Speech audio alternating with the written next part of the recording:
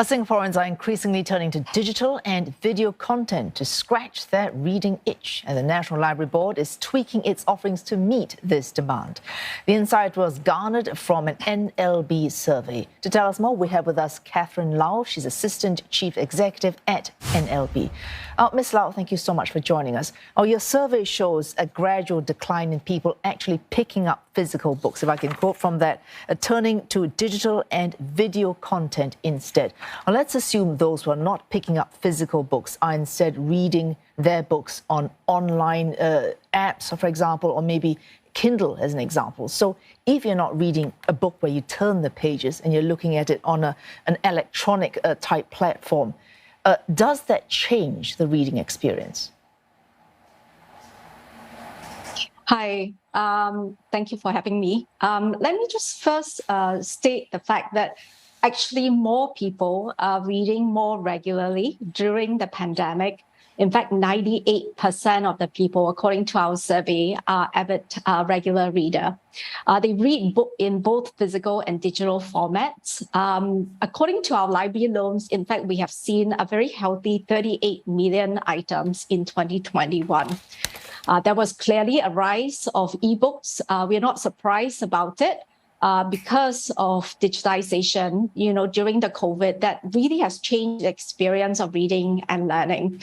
When we look at our digital loans, in fact, it has increased from 1 in 5 of our total loans in 2019 to 1 in 3 of our loan in 2021.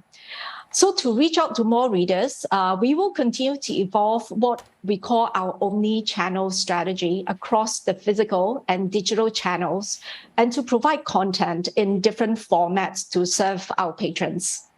Ms. Lau, there's so much content to choose from, no matter what platform one actually sort of prefers reading on, or actually, in my case, I love listening to books as well.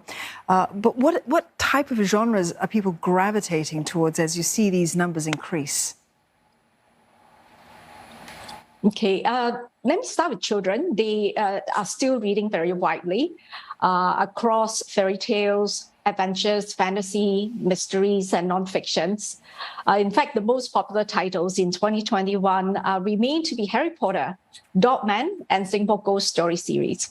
Adults also have read very widely. The top borrowed titles in 2021 was Atomic Habit.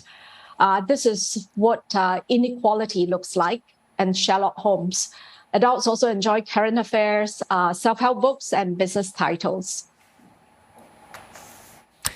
Ms. Lau, you mentioned these, for example, what mattered for children, and then what the top topics or titles for adults.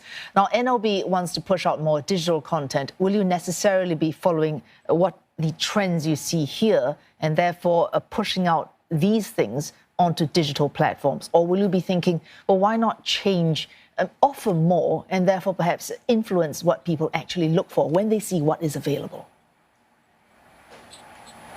Okay, maybe let me share a little bit about what we have experimented during COVID. We have pushed out some of the new initiatives involving digital content discovery. And largely, we adopted a two-pronged strategy. First, it's about multi-format content.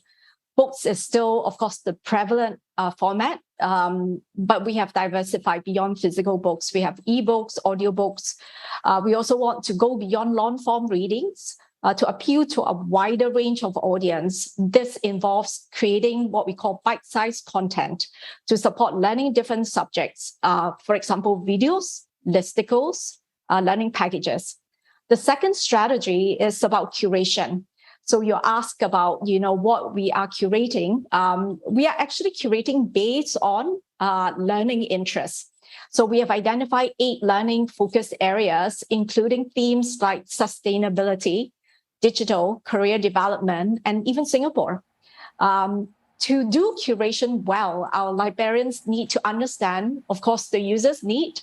And some of our curation are in digital format, some in physical, or some in both. So we experiment and review our usage statistics and to determine, whether our users like our curation. In this, we use a data-driven approach to drive both formats as well as content. Well, thanks so much for joining us. Catherine Lau from the National Library Board.